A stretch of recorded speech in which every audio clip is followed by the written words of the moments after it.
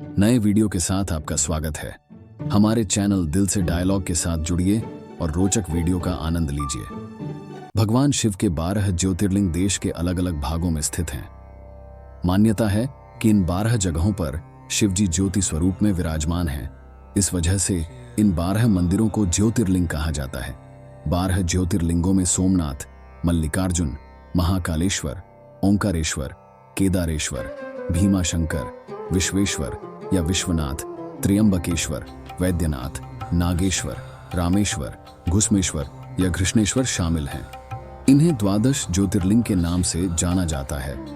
इन ज्योतिर्लिंग के दर्शन, पूजन, आराधना से भक्तों के जन्म जन्मांतर के सारे पाप समाप्त हो जाते हैं। वे भगवान शिव की कृपा के पात्र बनते हैं। जानिए सभी 12 ज्योतिर्लिंगों से जुड़ी पौराणिक कहानी हमारी खास सीरीज ज्योतिर्लिंग यात्रा में। श्री महाकालेश्वर, यह परम पवित्र ज्योतिर्लिंग मध्य प्रदेश के उज्जैन नगर में है। पुण्य सलीला क्षिप्रा नदी के तट पर स्थित उज्जैन प्राचीन काल में उज्जैनी के नाम से विख्यात था। इसे अवंतिकापुरी भी कहते थे। यह भारत की परम पवित्र सप्तपुरियों में से एक है। महाभारत, शिव पुराण एवं स्कंद पुराण में महाकाल ज्योतिर्लिंग की महिमा का पूरे विस्तार के साथ वर्णन किया गया है। इस ज्योतिर्लिंग की कथा पुराणों में इस प्रकार वर्णित है। प्राचीन काल में उज्जैनी में राजा चंद्रसेन राज्य करते थे। वह परम शिव भक्त थे। एक दिन श्रीकर नामक एक 5 वर्ष का गोप बालक अपनी मां के साथ उधर से गुजर रहा था। राजा का शिव पूजन देखकर उसे बहुत विस्मय और कौतूहल हुआ। वह स्वयं उसी प्रकार की सामग्रियों से शिव पूजन करने के लिए लालायित हो उठा। सामग्री का साधन न जुट पाने पर लौटते समय उसने रास्ते से एक पत्थर उठा लिया। घर आकर उसी पत्थर को शिव रूप में स्थापित कर पुष्प, चंदन आदि से परम श्रद्धा पूर्वक उसकी पूजा करने लगा। माता भोजन करने के लिए बुलाने आई, किंतु वह पूजा छोड़कर उठने के लिए किसी भी प्रकार तैयार नहीं हुआ। अंत में माता ने झल्लाकर पत्थर उठाकर दूर फेंक दिया। इससे बहुत ही दुखी होकर वह बालक जोर जोर से भगवान शिव को पुकारता हुआ रोने लगा। रोते रोते अंत में बेहोश होकर वह वहीं गिर गया। बालक की अपने प्रति यह भक्ति और प्रेम देखकर भोलेनाथ भगवान शिव अत्यंत प्रसन्न हो गए। बालक ने जैसे ही होश में आकर अपने नेत्र खोले तो उसने देखा कि उसके सामने एक बहुत ही भव्य और अति विशाल स्वर्ण और रत्नों से बना हुआ मंदिर है। उस मंदिर के अंदर एक बहुत ही प्रकाशपूर्ण भास्वर तेजस्वी ज्योतिर्लिंग है।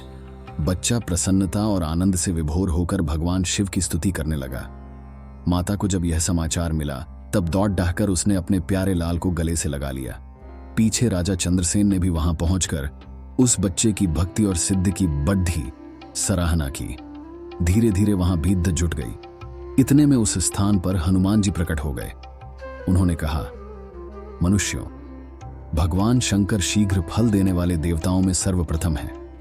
इस बालक की भक्ति से प्रसन्न होकर उन्होंने इसे ऐसा फल प्रदान किया है जो आर्षि मुनि जन्मों की तपस्या से भी प्राप्त नहीं कर पाते।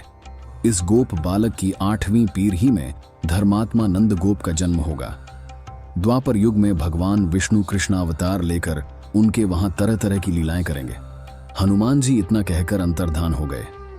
उस स्थान पर नियम से भगवान शिव की आराधना करते हुए अंत में श्रीकर गोप और राजा चंद्रसेन शिवधाम को चले गए। इस ज्योतिर्लिंग के विषय में एक दूसरी कथा इस प्रकार कही जाती है। किसी समय अवंतिकापुरी में वेद पाठी तपोनिष्ठ एक अत्यंत तेजस्वी ब्राह्मण रहते थे। एक दिन दूषण नामक एक अत्याचारी असुर उनकी तपस्या में विघ्न डालने के लिए वहां आया। ब्रह्मा जी से वर प्राप्त कर वह बहुत शक्तिशाली हो गया था। उसके अत्याचार से चारों ओर त्राही त्राही मची हुई थी। ब्राह्मण को कष्ट में देखकर प्राणिमात्र का कल्याण करने वाले भगवान शंकर वहां प्रकट हो गए। उन्होंने एक हुंकार मात्र से उस दारुण अत्याचारी दानव को वहीं जलाकर भस्म कर दिया। इसीलिए परम पवित्र ज्योतिर्लिंग को महाकाल के नाम से जाना जाता है। खास सीरीज ज्योतिर्लिंग यात्रा अगली वीडियो में जारी रहेगी। इसके लिए हमारे चैनल को सब्सक्राइब, वीडियो को लाइक, शेयर और बेल आइकन दबाना ना भूलिएगा ताकि आपको हमारी नई वीडियो का अलर्ट मिल सके। मिलते हैं आपसे अगली वीडियो के साथ। तब तक के लिए